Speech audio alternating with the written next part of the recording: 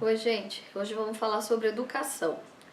A polêmica está grande na mídia sobre a questão da educação. Eu não vou entrar no mérito aqui se o programa do governo federal é bom ou ruim, não é esse o nosso objetivo hoje. Mas eu já quero apontar um ponto positivo de tudo que aconteceu por esses dias. É o fato da discussão ter sido tão acirrada que foi para o centro da nossa casa, da mesa das famílias, dos jovens nas próprias escolas, dos educadores, da universidade. O debate está posto ao público e isso é de extrema relevância, por tratar do desenvolvimento dos nossos jovens e da formação dos profissionais do futuro. Eu quero abordar aqui, ainda sobre o tema da educação, um aspecto interessante que surgiu na eleição municipal de São Paulo.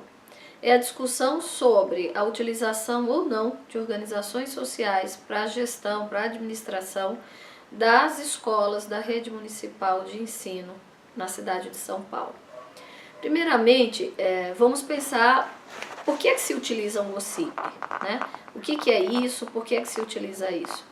Se a gente pensar naquela grande divisão da administração pública e a administração direta, que são aqueles órgãos ligados ao gestor, né, ligados ao prefeito, ao governador, ao presidente, e a administração indireta, que tem a ver com órgãos que, embora ligados à administração, não estão diretamente na hierarquia daquele que é o chefe do poder, né?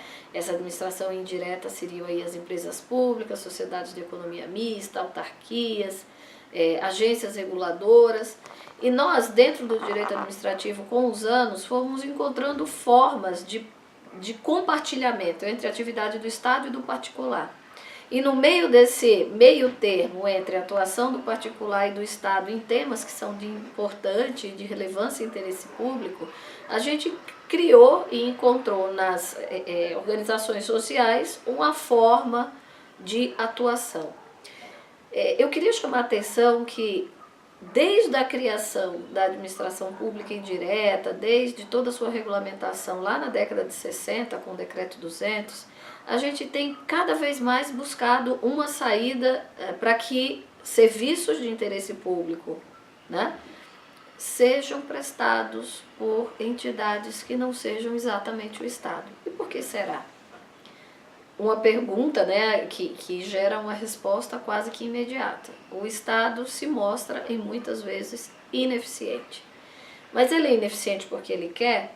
Às vezes ele é ineficiente por conta do gestor que está ocupando o posto e que efetivamente não é um bom gestor. Às vezes ele é ineficiente porque falta a alocação orçamentária para as políticas prioritárias do Estado. Às vezes ele é ineficiente porque não houve um bom planejamento. Às vezes ele é ineficiente porque o excesso normativo e legislativo para a atuação do Estado faz com que as coisas não andem. Então, pensar na eficiência do Estado e pensar na melhoria de uma política pública, ela deve pensar sobre esses vários aspectos, especificamente em relação às organizações sociais, né? Que são organizações privadas que prestam serviços públicos que originariamente seriam de obrigação do Estado através de um contrato que é regulado e é firmado com o Estado, mediante uma remuneração. É uma boa saída, ela não pode ser demonizada por si só, mas ela é a saída para resolver o problema da ineficiência da gestão pública? Não, porque se simplesmente passarmos para as organizações sociais deveres que são do Estado, não houver uma boa regulamentação disso e não houver um bom mapeamento, a decepção ao final será a mesma, aí a culpa será do modelo da organização social. Então, talvez não demonizar, não afastar esta como uma possibilidade de gestão, mas com o olhar crítico de que nem em todos os bairros haverá o interesse da iniciativa privada para atuar via organização social no ensino público, pensar que, além da questão do bairro, temos de pensar, ainda que no bairro que houve interesse, quais são os padrões que deverão ser alcançados, quais são as metas, discutir isso com a comunidade, discutir isso com os professores, é extremamente relevante, porque simplesmente implantar um modelo de gestão pela organização social e não deixar claro com a sociedade qual o papel daquela parceria com o setor privado, certamente gerará uma sensação, mais uma vez, de ineficiência. E desta vez, com aquela ideia de que é ineficiente, eu paguei por isso, né? Ao setor privado, porque o Estado, quando é ineficiente, também nós pagamos. Então, esse modelo é um modelo interessante, sim, mas é uma fórmula mágica? Não.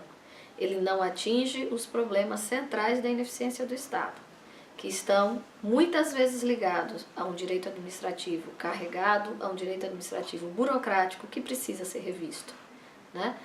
Precisa ser revisto a forma de contratação da administração pública, precisa ser revisto a forma de avaliar o serviço público e o servidor público, precisa ser revisto também o porquê das estabilidades e onde elas são de fato necessárias e como que elas podem ser mantidas através de efetividade do serviço prestado pelo servidor público, né? Há uma série de coisas que precisam ser repensadas. Talvez se a gente melhorasse o direito administrativo e tornasse mais fluida e mais leve a administração, a gente não precisasse tanto buscar outros caminhos. Mas no final, a pergunta que me foi feita, a senhora acha que é uma boa opção para o município organizações sociais na gestão da educação municipal?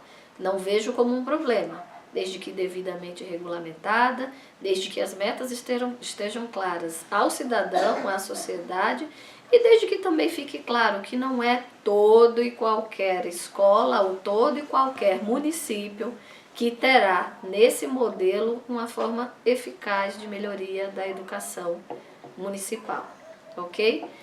Esse foi a opinião de hoje. Eu sou a Ana Carla Bliacheriene, professora de Gestão de Políticas Públicas na EASH USP. Muito obrigada.